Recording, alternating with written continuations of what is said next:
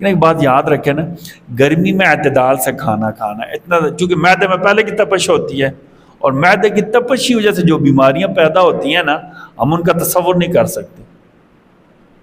پاگل پن تک، یہ جو ہمارا ڈپریشن ہوتی ہے، انزائٹی ہوتی ہے، یہ معدہ پہلے خراب ہوتا ہے، معدے میں گرمی پیدا ہوتی ہے، پھر معدے سے بخارات اٹھتے ہیں، دماغ پر آ جاتے ہیں، ٹھیک ہے۔ اب چونکہ ان چیزوں کے نکلنے کا راستہ کوئی نہیں ہوتا، تو کبھی آدمی کا جسم کامنا شروع ہو جاتا ہے، کبھی آنکھوں کے آگے اندھیرا چانا شروع ہو جاتا ہے۔ اس لیے اس میں احتیاط کرنی ہے، کھانے پینے میں ویسے بھی احتیاط کرنی چاہیے، ٹھیک ہے نا۔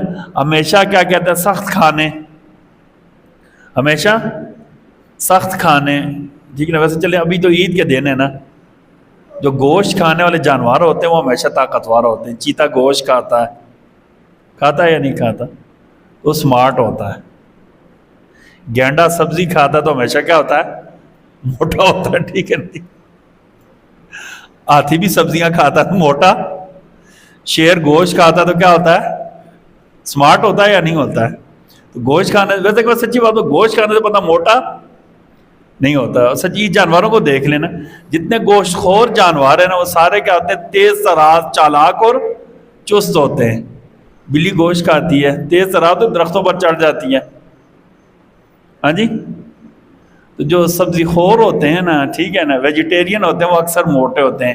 گینڈا، ہاتھی، ٹھیک ہے نا، یہ سارے کیا ہے؟ ویجیٹیرین ہے، سبزیاں پتے کھاتے ہیں، پتہ ہے نا آپ کو، تو کیا ہوتے ہیں؟ موٹے تازے۔